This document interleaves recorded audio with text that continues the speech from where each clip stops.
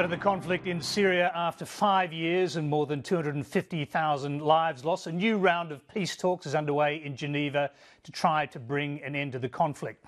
As the new talks enter their third day, we'll cross in a moment to the Swiss capital to speak to Syria's lead negotiator.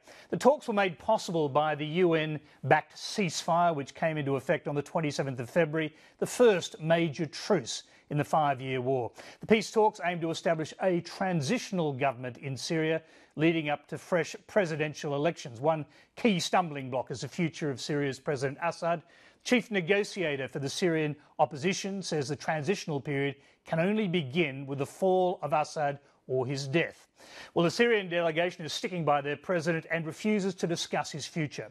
So how will that fundamental difference be resolved? Dr Bashar Jaafari is the Syrian government's representative at the United Nations. He's also a central figure at the peace talks, and he joins us live from Geneva. Thanks for being there, Ambassador Jaafari.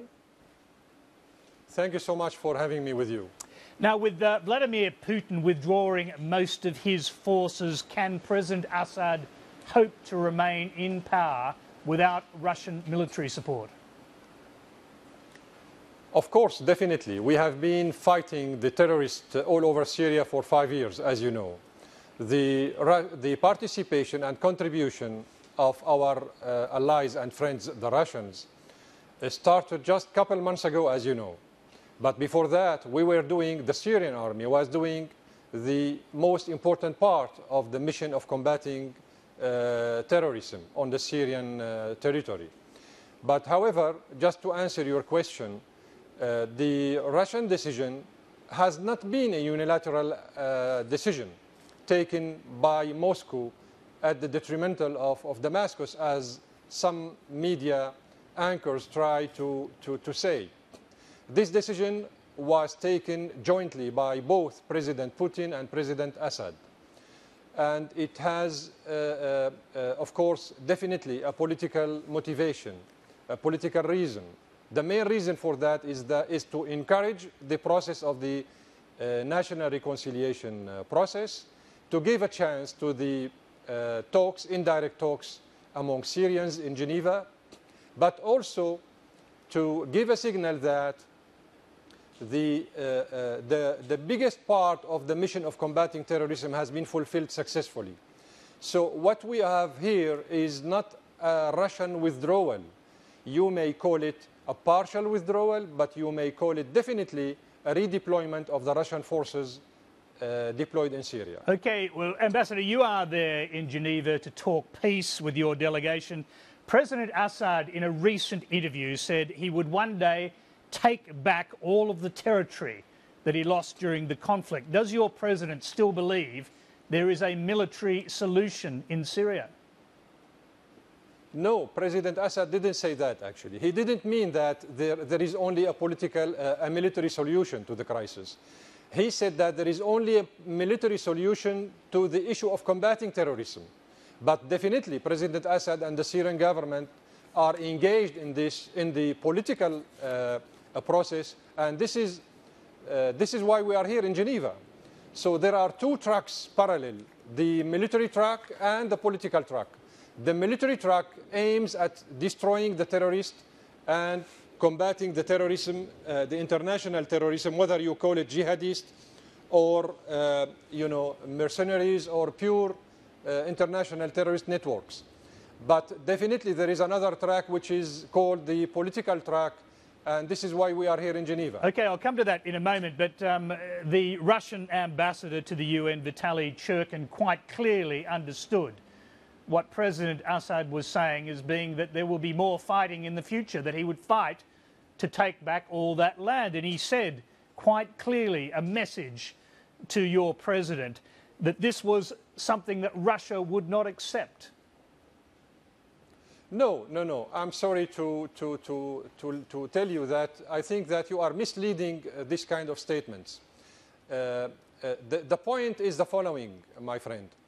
The Syrian government has the constitutional duty to liberate all the Syrian territory from all kinds of terrorists, all forms of terrorism active on the Syrian soil.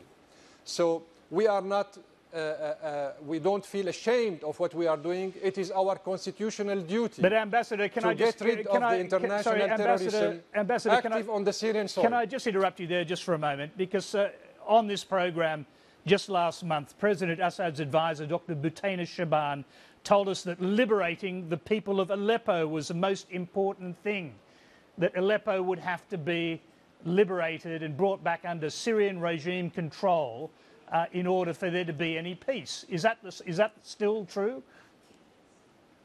Again, allow me to clarify this kind of statements. Number one, we are not regime. In Syria, there is no regime. There is a government. We are the legitimate government. And I am representing this legitimate government at the United Nations. So nobody has the right to monopolize or to deform our representativity. We are a legitimate government, and everybody should call us a government. We are not a regime, number one. Number two, we have, in fact, priorities. Yes, Aleppo is more important than other, less important than Aleppo. So we may start with freeing and liberating Aleppo, and then Palmyra, and then Raqqa. We have the duty to liberate all these important historical cities in Syria. But Ambassador, the point about Aleppo is that you regard the opposition forces in Aleppo as terrorists, and therefore reserve the right to continue military engagement against them by the sound of it. Won't that defeat the whole idea of a peace process with those opposition forces who are occupying half of Aleppo? My friend, in Aleppo, most of the armed groups are not opposition. They are either mercenaries hired by the Gulf states' money. They call them jihadists. You know that very well. They call them rebels, they call them revolutionaries, they call them even Syrian moderate opposition while they are foreigners and mercenaries. So most of those armed groups deployed in Aleppo and fighting the government are nothing but terrorists. There is a slight margin of those people, of those fighters in Aleppo that you may consider opposition.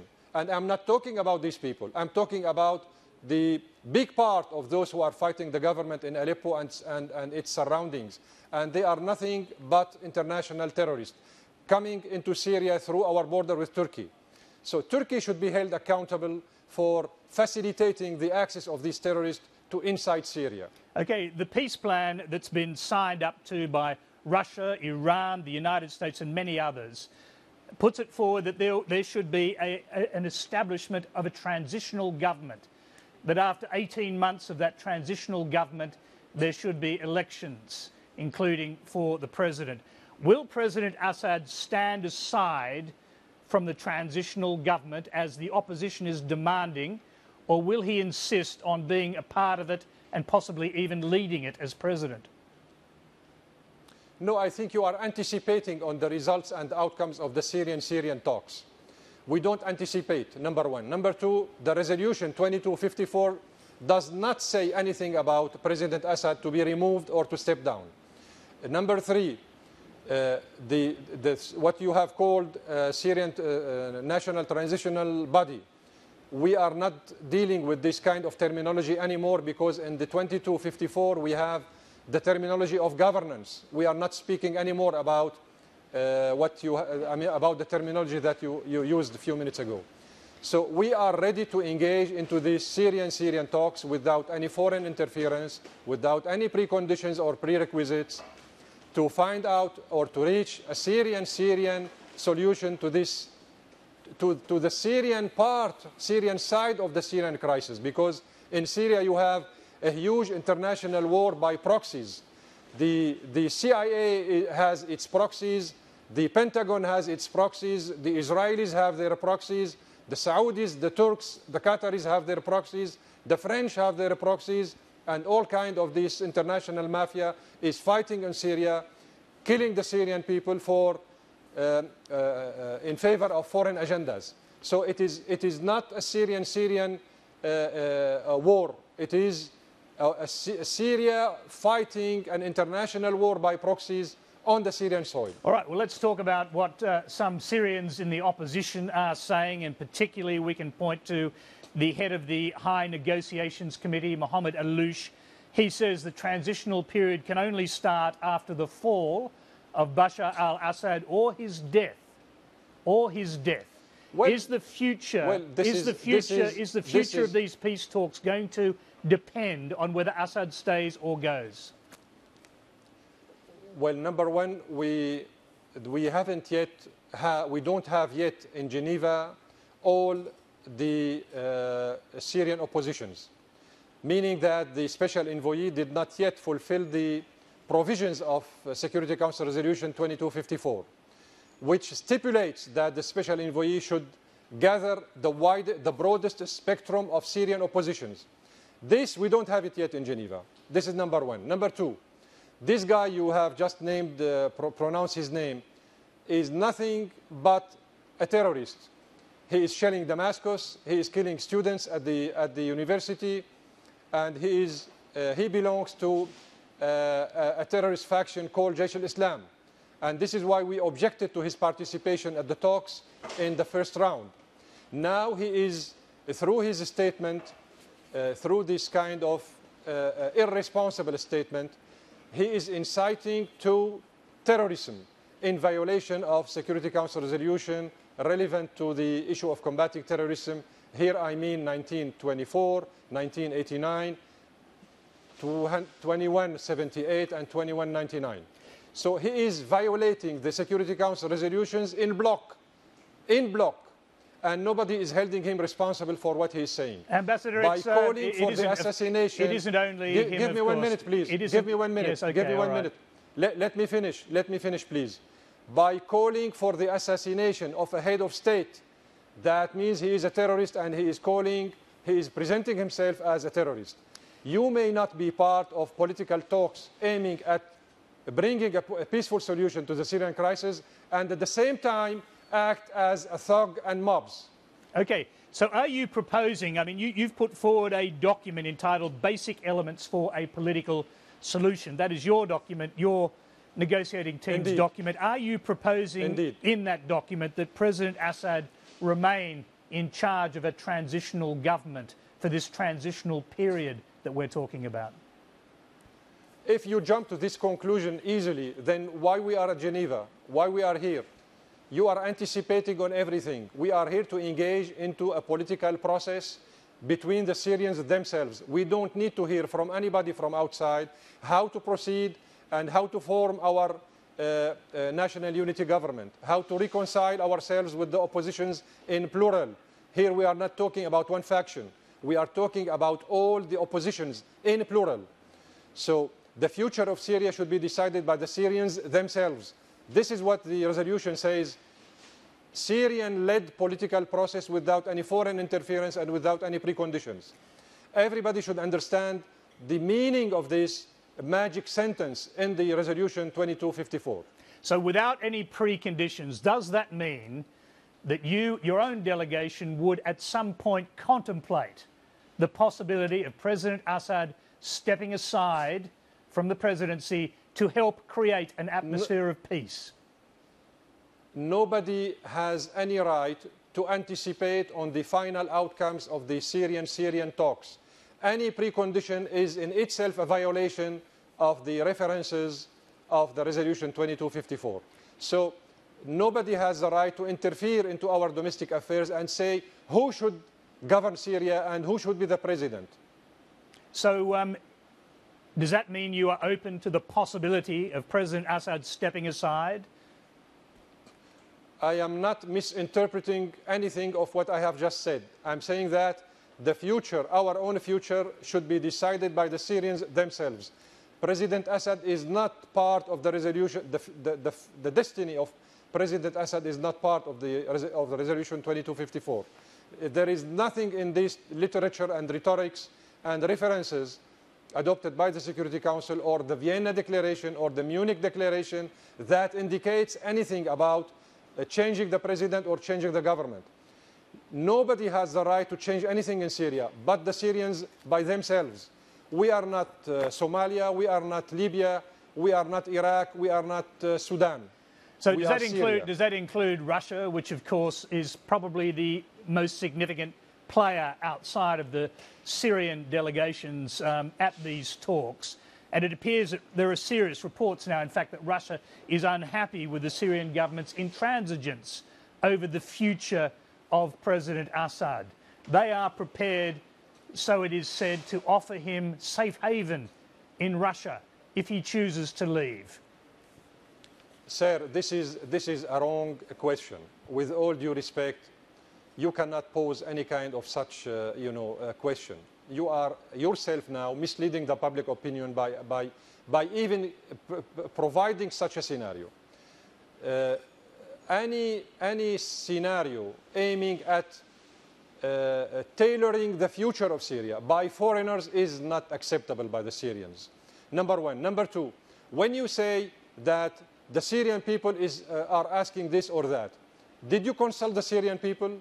Did you organize a referendum? Did you seek the opinion of the Syrian people? How could you say that you are saying this on behalf of the Syrian people while you are not Syrian and you were not in Syria and you did not consult the Syrian people? Please, let us be responsible while using the terminology. The Syrian people is not a foreign matter. The Syrian people is a domestic matter for the Syrians themselves. As we've seen, Ambassador, as we've seen, the Syrian people are terribly divided. The country itself is split into a number of sections which may never be reconciled. Is one possibility that Syria must inevitably become three separate, possibly more than three separate nations? That will never happen, sir. Take it from me, that will never happen. Once the Europeans and the Americans will leave their sanctions, economic sanctions imposed on the Syrian people will not leave Syria. Once the so-called international community will take responsible steps to combating terrorism and exert pressure on the Turkish government to stop these flows of terrorists crossing the border from Turkey inside Syria, Syria will be much better. Once the so-called international community will help Syria to overcome the burdens of combating terrorism, Syria will be much, much better. So there are important conditions that we need to fulfill if we really want to help the Syrians and to help Syria not being divided or separated into 3 or 4 or 5, whatever, mini states. That will never happen because we are a responsible government and we are implementing the Constitution. We have the duty to protect our country from all these hyenas and thugs and mobs. Ambassador, you wouldn't have a civil war in Syria if there wasn't a significant proportion of your population that believed that President Assad is a dictator who has been repressing them for many years. So I'm asking you simply because I know that you know him. Does President Assad personally believe that he can re-establish himself in power after 5 years of bitter conflict? My friend, there is no civil war in Syria. I would strongly advise you and refer you to the WikiLeaks documents. The WikiLeaks documents prove that Washington instructed its ambassador in Damascus since 2004 to topple the Syrian government by force. So please go back to the American documents called WikiLeaks, and you will see that what we are suffering from nowadays was concocted since 2004, after the occupation of Iraq. And very briefly, I know you've got to go, Ambassador, very briefly, this question about President Assad, does he personally believe that he can maintain himself in power after all this conflict? The Syrian people will maintain him in power if the Syrian people wish to do so. It is not the business of foreigners to decide for the future of our president. It is a matter that is relevant to the will of the Syrian people. Of course, it is a Syrian matter that will be decided by the Syrian people.